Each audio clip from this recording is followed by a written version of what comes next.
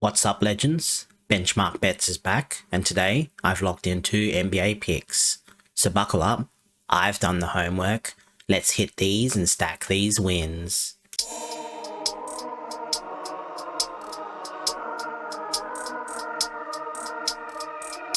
Before we jump into today's picks, let's do a quick recap of yesterday's picks. First off, the leans absolutely cooked. I sent out 6 leans, 5 of them hit, so hopefully you legends managed to jump on some of those. Now, the main picks were frustrating to say the least. We finished 1 and 2, and honestly, this one hurt because 2 of them were pure hooks. We had Jaylen Brown for 30 plus points, finishes exactly on 30 before getting pulled out in a blowout. Then we had MPJ over 3.5 threes, ends on 3 threes and barely sees the floor for almost a full quarter and a half due to another blowout. And then we had Jalen Tyson for 15 plus points, misses 1 free throw late and finishes on 14 and another hook. So yeah, brutal. As you can see for January, we're down 0.82 units with a 52.38% win rate. However, if some of those hooks went our way, we could definitely be up a few units for this month already. But that's betting. A new day, new slate. Let's lock in and go get that sweep. So, for all my picks, I use PropsMadness, the best tool out there for player prop analysis. If you want to try it out for yourself, use code BENCHMARK. You'll get a nice juicy discount on your first purchase. So, for the first pick, I'm heading to the Rockets and the 76ers game, and I'm going with Amen Thompson over 17.5 points. So for the season, while playing with Durant and Sengun, he's over this line in 19 out of 32 games, averaging 18.3 points. Thompson loves to score 63% of his points in the restricted area, where the 76ers give up the 6th most amount of points. So when you look at weak defenses for in the restricted area, he's over this line in 8 out of 9 games, averaging 21.3 points. So Sengun and Durant both have a pretty tough matchup today, and I expect them to lean on Thompson a lot more in their offense for today. All signs are pointing up for Thompson to go over 17.5 points. Then for the second pick, heading to the Heat and the Blazers game, and I'm going with Denny Avdia over 13.5 rebounds and assists. So for the season, he's over this line in 24 out of 41 games, averaging 14 rebounds and assists. The Heat allow the most amount of rebounds and also the 12th most amount of assists and also the 10th most amount of rebounds and assists to his position. So when you filter out the best defenses in the position, he's over this line in 7 out of 9 games, averaging 17.4 rebounds and assists. Also, the Heat play at the fastest pace in the league. So when you look at favorable matchups for this one also, he's over this line in 8 out of 11 games, averaging 15.2 rebounds and assists. Again, all signs are pointing up for Denny Avdia to go over 13.5 rebounds and assists. So that's pretty much it for the main picks. Now, if you've been watching the videos for a while, I like to go through my leans as well. So heading back to the first game between the Hornets and the Magic, was looking through the Magic players, but not 100% sure on this one, as Franz has just come back, and I can see the points being divvied out between Banchero and Bane, and I'm also expecting, I think Suggs might be back in. He says he's out at the moment, but I think he might be back in, so I don't really want to touch anyone from the Magic. And then for the Hornets, they're pretty much coming off a back-to-back. Cotton Knipple had a good game, but I don't expect that to improve. Same as Brandon Miller. Don't expect that to be good here as well. Not too sure how many minutes Melo Ball's going to play. But something I was looking at is Colin Sexton over 11.5 points, especially versus the second tier of the Magic. He did have 12 shots in the last game, only scored 11 points. So as long as he can get those field goal attempts, I can see him going over 11.5 pretty easily here. Then for the Rockets and 76ers, obviously have the Thompson bet. Obviously don't want to touch Durant or Sengun. And then from the 76ers, it looks like Joel Embiid And also Paul George might be questionable, so I don't really want to touch anyone until they have been confirmed. Then for the Nuggets and the Wizards, don't really want to touch anything from the Wizards, as I'm not too sure who's going to be doing good. And then for the Nuggets, Jamal Murray did score 42 points against them last time. Don't expect that to happen again, so I reckon it'll be a much more tougher matchup here for him. But Peyton Watson could be a good one here, especially his points and rebounds. So he's been rebounding like a beast and also been scoring like a beast as well, especially been with Jokic out. And he's over this line in 9 out of 12 games, averaging 28.3 points. Does have a pretty soft matchup here. Scores 61% of his points within 10 feet of the basket, where the Wizards give up the second most amount of points. And he also loves to score from catch and shoot opportunities, where the Wizards also give up the second most amount of points. I definitely see this line being at where it needs to be, especially for his points. And I still think there's a bit more upside, but after this game, I think it might change.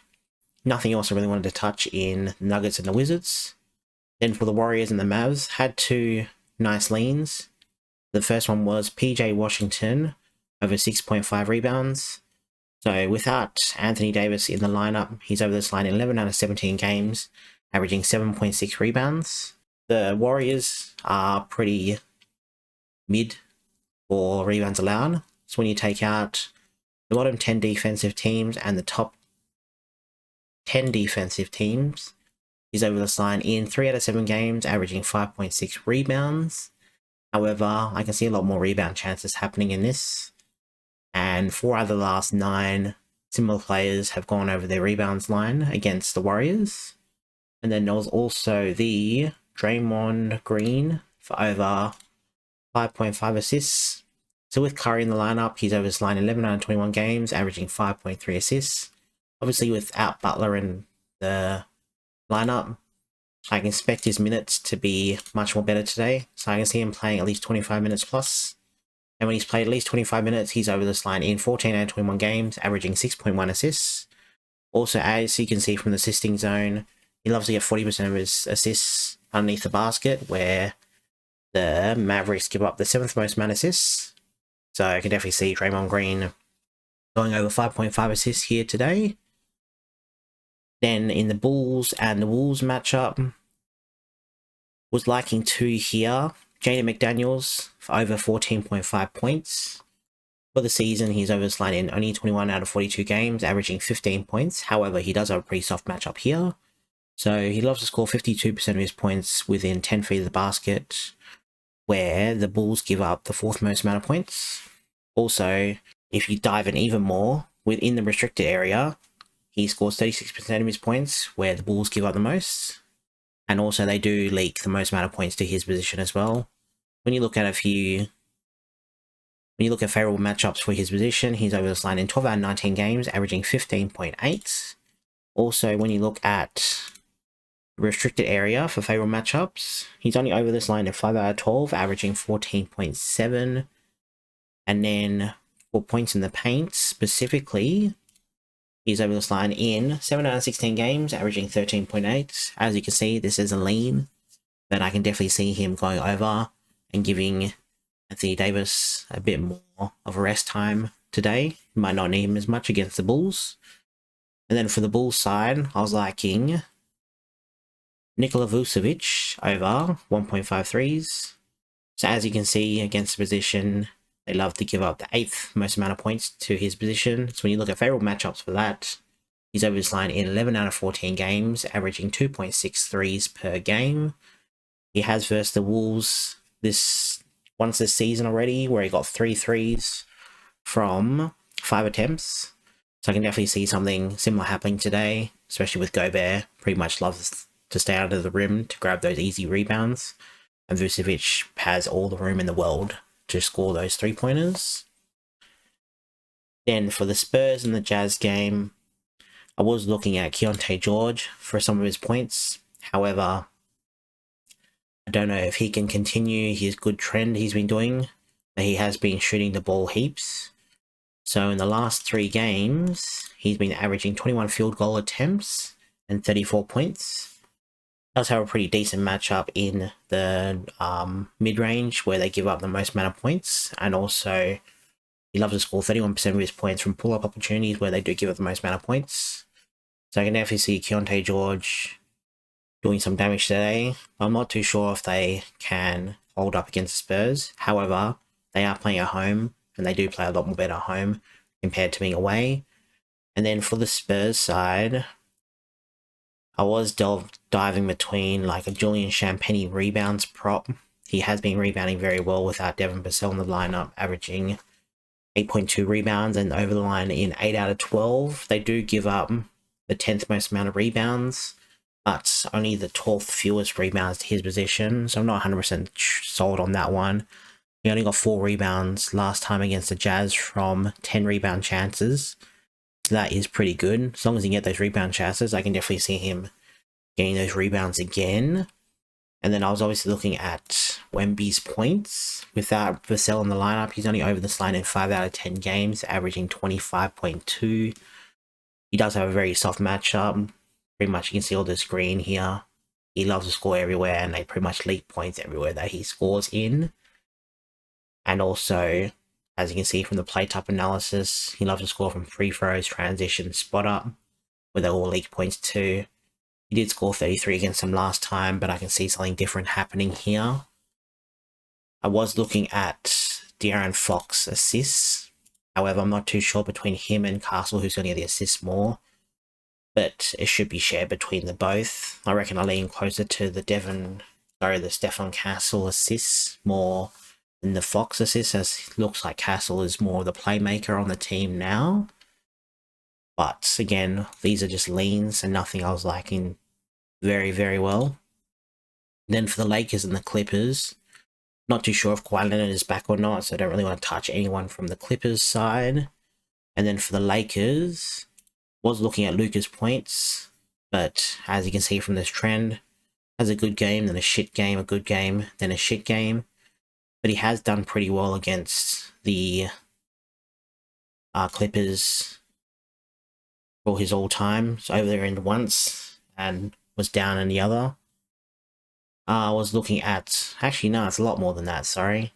Actually, no, it's with the Lakers. Yeah, so with the Lakers, he's only over this line in once. However, he is pretty much their main guy now for them, so could see him going over.